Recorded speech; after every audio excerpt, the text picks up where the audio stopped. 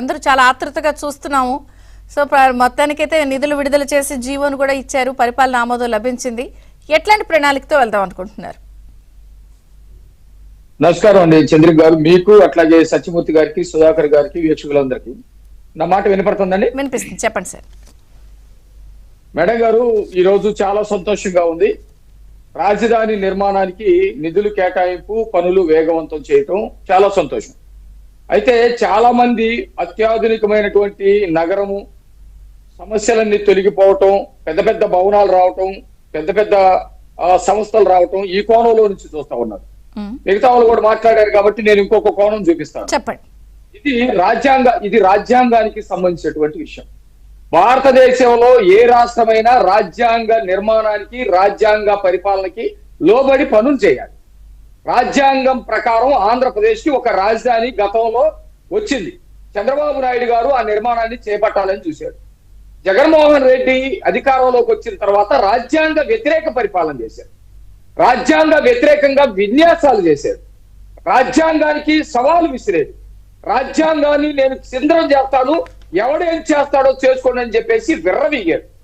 ఆ క్రమంలోనే సైకో శాస్త్రాలతోటి అక్కడ వికృత విన్యాసాలు చేసి మొత్తం చింద్రం చేస్తూ, అక్కడ ఉన్నటువంటి పోరాట యోధుల మీద దాడులు చేస్తూ, పోలీసుల కవాతులతోటి, బూటు శబ్దాలతోటి అక్కడ విచ్చలవిడిగా ఏమి చేయాలనుకుంటే చేసినటువంటి పరిస్థితి ఉంది.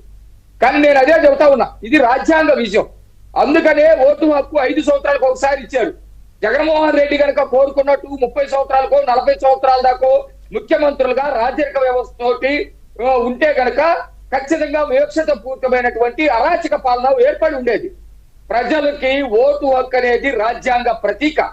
5 సంవత్సరాలకి ఓటు హక్కు ఉంది కాబట్టి జగన్మోహన్ రెడ్డి రాజ్యాంగ వ్యతిరేకంగా, రాజ్యాంగానికి సవాలుగా మారితే తిప్పి కొడితే పోయి 11 సీట్లకి పడిపోయి కూర్చున్నటువంటి పరిస్థితి ఉంది.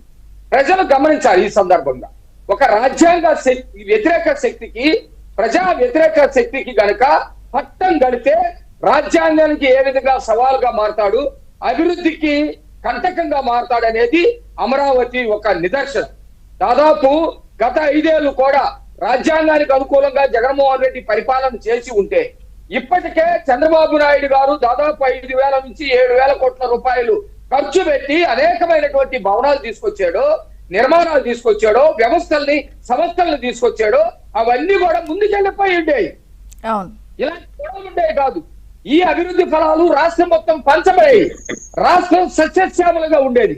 అనేకమైనటువంటి పరిశ్రమలు వచ్చాయి. అనేక మంది నిరుద్యోగులు. నేను ఇక్కడ ఒక ప్రశ్న పిల్లి మాణిక్యరావు గారు, ఎలాగో రాజ్యాంగ స్ఫూర్తి, రాజ్యాంగ బద్ధంగా అని మీరు ఎత్తారు కాబట్టి నేను అడుగుతాను. నేను అనేది ఏంటంటే, అసెంబ్లీ పరంగా ఇప్పుడు అన్ని పార్టీలు కూడా లేవు అక్కడ. సరే, గతంలో అసెంబ్లీలో ఉన్నవాళ్ళు కూడా వచ్చిన తర్వాత 3 ముక్కలాటకి తెర తీశారు.